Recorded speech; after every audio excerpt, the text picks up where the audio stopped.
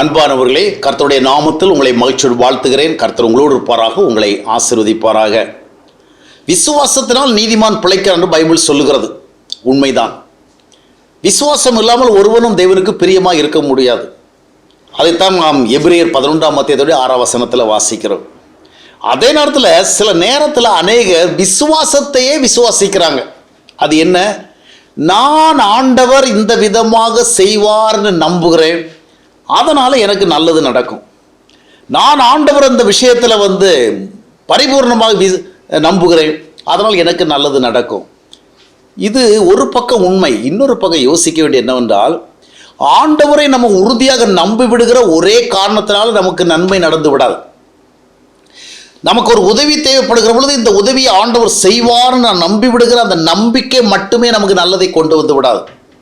நமக்கு ஒரு பிரச்சனை ஏற்படுகிற பொழுது இந்த பிரச்சனை நிச்சயமாக என்னை ஆண்டவர் விடுவிப்பார் என்று விசுவாசிக்கிற அந்த ஒன்றினால் மட்டும் நாம் விடுதலையாகி விடுவதில்லை. நம்மால் விசுவாசிக்க முடிகிறது, நம்ப முடிகிறது என்பதனால் நமக்கு எல்லாமே நன்றாக நடக்கும் என்று எண்ணிவிடக்கூடாது.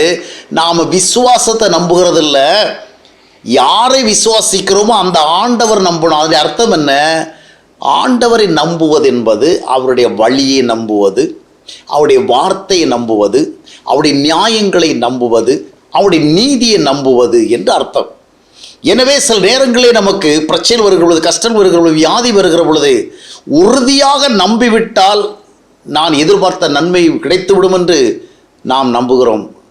அந்த விசுவாசத்தையே நம்ப ஆரம்பித்து விடுகிறோம். இவ்வளோ விசுவாசம் வைத்திருக்கிறேனே, எப்படி நடக்காமல் இருக்கும்? அதனால தான் சிலருடைய வாழ்வில் பெரிய அளவில் விசுவாசத்து நன்மை நடக்காமல் போகும் பொழுது, நான் இவ்வளவு நம்பினேனே, இவ்வளவு விசுவாசித்தேனே. அது உண்மை என்ன? நீங்கள் விசுவாசத்தை விசுவாசித்தீர்கள், உங்களுடைய நம்பும் தரனை விசுவாசித்தீர்கள். ஆனால் ஆண்டவருடைய பார்வையில் எது முக்கியமானது அறிய வேண்டும். முதலாவது, நாம் கர்த்தரை நம்முடைய வாழ்க்கையில் பெற்றிருக்கிறோமா? நாம் விசுவாசிக்கிற கர்த்தர் நம்முடனே இருக்கிறாரா, இல்லை என்றால் எங்கோ இருக்கிறாரா, இல்லை பரலோகத்தில் இருக்கிறாரா? விசுவாசம் எப்பொழுது வெற்றி பெறும் தெரியுமா? அந்த தேவன் உங்களோடு இருக்க வேண்டும். எனவேதான் எந்த ஒன்றை சாதிக்க செல்லுகிற பொழுது முதலாவது கர்த்தரை நம்மோடு பெற்றுக்கொள்ள வேண்டும். கர்த்தராக இயேசு கிறிஸ்து இரட்சகராக இந்த பூமிக்கு வந்தார்.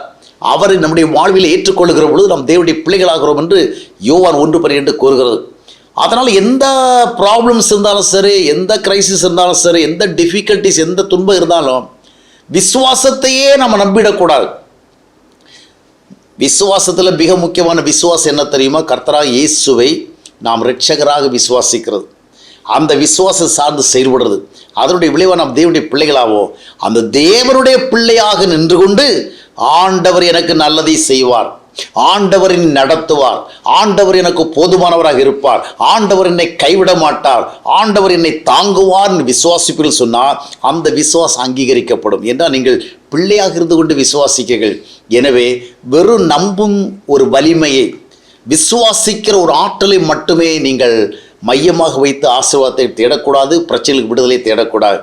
கர்த்தருக்கேற்ற விதமாக ஆண்டவரை பெற்றுக்கொண்டு ஆண்டவருடைய ஐக்கியத்தில் வாழ்ந்து ஆண்டவருக்கு ஏற்றபடி வாழ்வதற்கு அர்ப்பணித்து ஆண்டவரை விசுவாசிப்போம். நலமானது நடக்கும், நன்மையானது நடக்கும்.